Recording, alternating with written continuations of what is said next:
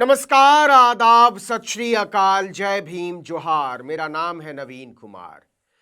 बांग्लादेश के नए प्रधानमंत्री तारिक रहमान की शपथ के बाद जब भारत की लोकसभा के स्पीकर ओम बिड़ला उनके सामने बैठे थे तो चेहरा उतरा हुआ था, क्योंकि एक बांग्लादेशी खिलाड़ी को आईपीएल की टीम से बाहर कर देने पर मजबूर कर देने वाली राजनीति को आईना दिखा दिया था बांग्लादेश ने। क्या आप इस बात को मानेंगे कि तारिक रहमान शपथ के साथ ही नरेंद्र मोदी से बड़े नेता हो गए?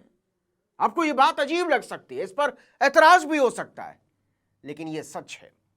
बड़ा नेता इस बात से नहीं बनता कि वह कितने बड़े देश का नेता है, या कितने दिनों से गद्दी पर बैठा हुआ है, या उसके पास कितना विशाल बहुमत है।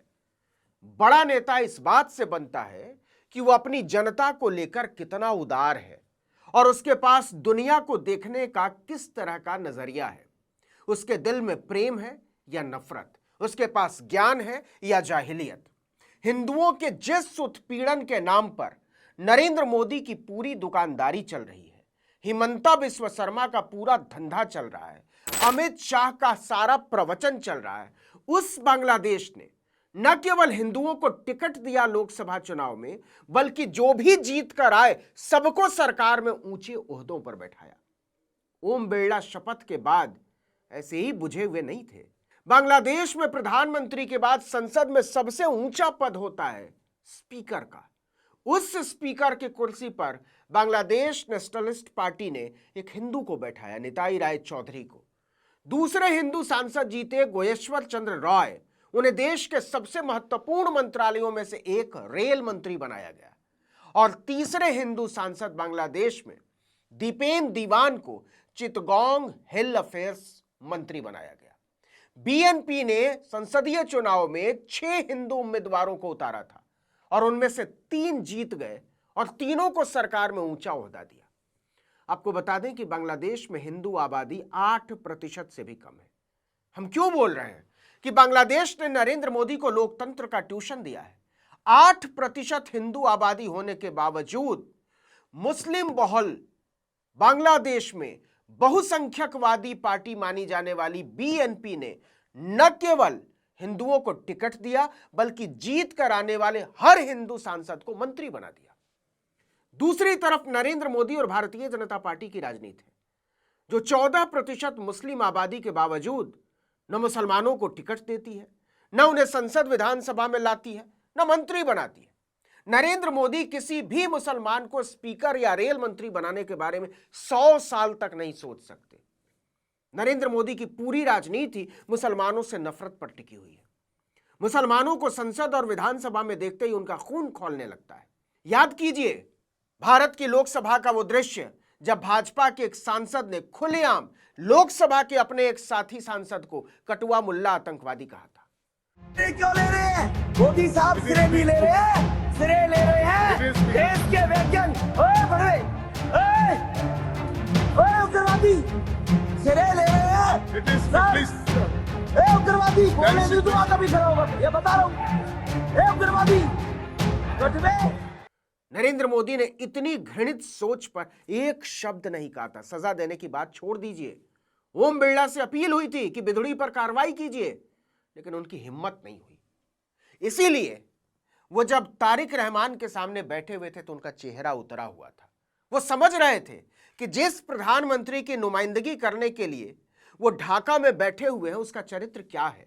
इसका मतलब ये संपत्ति इकट्ठी करके किसको बांटेंगे? जिनके ज्यादा बच्चे हैं उनको बांटेंगे।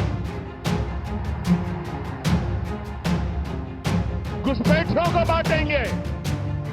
क्या आपकी मेहनत की कमाई का पैसा घुसपैठियों को दिया जाएगा? आपको मंजूर है? ये कांग्रेस का मैनिफेस्टो कह रहा है। माताओं बहनों का सोने का हिसाब करेंगे, उसकी जड़ती करेंगे, जानकारी लेंगे और फिर उस संपत्ति को बांट देंगे और उनको बांटेंगे। उनको मनमोहन सिंह जी की सरकार ने कहा था इस संपत्ति पर पहला अधिकार मुसलमानों का। असल में मुसलमानों से घृणा नरेंद्र मोदी और भारतीय जनता पार्टी की राजनीति का आधार है। यहां मैं जानबूझकर 2002 के गुजरात नरसंहार का जिक्र नहीं कर रहा, लेकिन उस समय गुजरात का मुख्यमंत्री कौन था और देश का प्रधानमंत्री कौन था, इसका जिक्र करना जरूरी है। अहमदाबाद पहुंचे अटल बिहारी वाजपेयी का बयान उस समय बड़ा चर्चित हुआ था। चीफ मिनिस्टर के लिए मेरा एक ही संदेश है कि वो राजधर्म का पालन करें। राजधर्म,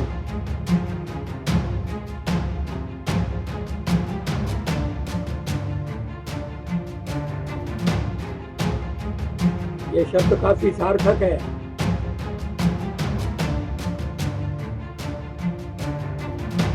मैं उसी का पालन कर रहा हूं, पालन करने का प्रयास कर रहा हूं।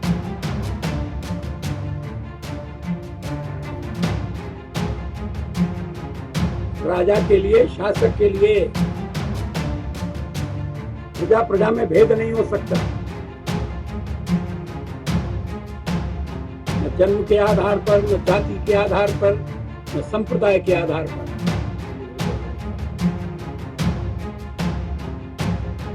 मुझे विश्वास है कि नरेंद्र भाई यही कर रहे हैं। आखिर क्या वजह है कि इतने बड़े नरसंहार के बाद भी अटल बिहारी वाजपेयी नरेंद्र मोदी को मुख्यमंत्री की कुर्सी से नहीं हटा पाए थे? क्या नेताओं का अकाल पड़ गया था भाजपा में? नहीं, हकीकत यह है कि मुसलमानों को लेकर नरेंद्र मोदी की सोच, अटल बिहारी वाजपेयी की सोच और लाल कृष्ण आडवाणी की सोच में कोई बुनियादी अंतर नहीं था। भाजपा को इसी नफरती सोच ने यहां तक पहुंचाया है। भाइयों बहनों, ये जो आग लगा रहे हैं, टीवी पे उनके जो दृश्य आ रहे हैं, ये आग लगाने वाले कौन है वो उनके कपड़ों से ही पता चल जाता है। अब एक बार फिर से आइए बांग्लादेश के नए प्रधानमंत्री तारिक रहमान और नरेंद्र मोदी की राजनीति की तुलना पर।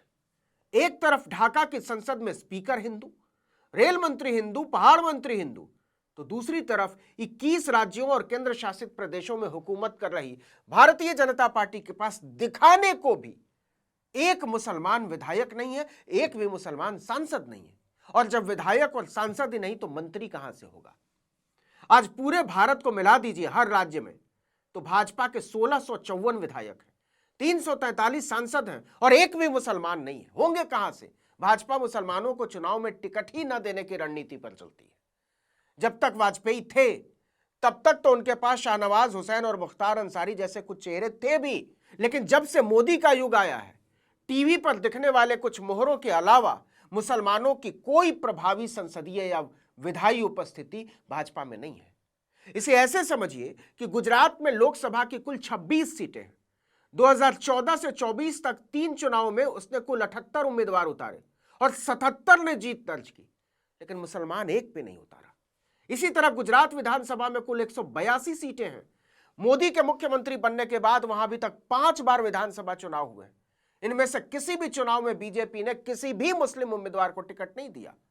बिल्कुल यही हाल उत्तर प्रदेश का है, यही हाल मध्य प्रदेश का, यही हाल छत्तीसगढ़ का, यही हाल राजस्थान का, यही हाल बिहार का। किसी भी राज्य में एक भी टिकट मुसलमान को नहीं, न लोकसभा में न विधानसभा में। अब जरा पूरे भारत की स्थिति भी देख लीजिए। 2014 से 2024 तक के लोकसभा चुनावों में बीजेपी ने कुल 1303 सीटों पर चुनाव लड़ा है। 2014 में 425 सीटों पर, 2019 में 437 सीटों पर और 2024 में 441 सीटों पर सीटें बढ़ती चली गई। लेकिन कुल 1303 उम्मीदवारों में मुसलमान उतारे केवल 14, वो भी केरल और जम्मू कश्मीर में जहां कोई विकल्प ही नहीं था। 3 चुनाव की बात कर रहे हैं, एक की नहीं। अब देखिए कि समावेशी होने की बजाय बीजेपी खुले तौर पर मुस्लिम विरोधी होती चली गई। 2014 में 7 उम्मीदवार उतारे, 2019 में 6 और 2024 में तो केवल 1, और किसी भी चुनाव में जीता कोई नहीं। इसके बावजूद मोदी चाहते तो विधान परिषदों और राज्यसभा में मुसलमानों की नुमाइंदगी सुनिश्चित कर सकते थे, लेकिन उन्होंने ऐसा नहीं किया। यह बताता है कि बुनियादी तौर पर वो दिल से एक छोटे नेता हैं। इसीलिए उनके पालतू पत्रकारों और पालतू टीवी चैनलों के अलावा उन्हें कोई विश्व नेता नहीं मानता। वो घोषित तौर पर भारत के 14% मुसलमानों और 3% ईसाइयों की नुमाइंदगी ही नहीं करते। वो खुद मानते हैं कि उन्हें इस देश के 83% लोगों के बीच से ही वोट चाहिए। उनकी पार्टी के कई नेता तो खुलेआम 14% मुसलमानों को मुल्क से बाहर कर देने के सपने देखा करते हैं दिन में।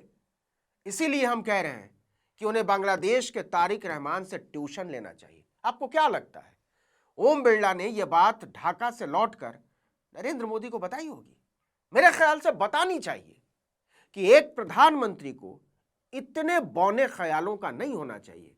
आप देख लीजिए पड़ोस के बांग्लादेश में और सीखिए तारिक रहमान से। इस वीडियो में इतना ही, लेकिन अगर आपने आर्टिकल 19 इंडिया को अब तक सब्सक्राइब नहीं किया तो फौरन कर लीजिए, बेल आइकॉन दबाइए, घंटी जैसी आकृति लाइक कीजिए और कमेंट करके बताइए हमारा वीडियो आपको कैसा लगा। हमारा ट्विटर हैंडल है article19_India और मेरा ट्विटर हैंडल है नवीन जर्नलिस्ट। नमस्कार।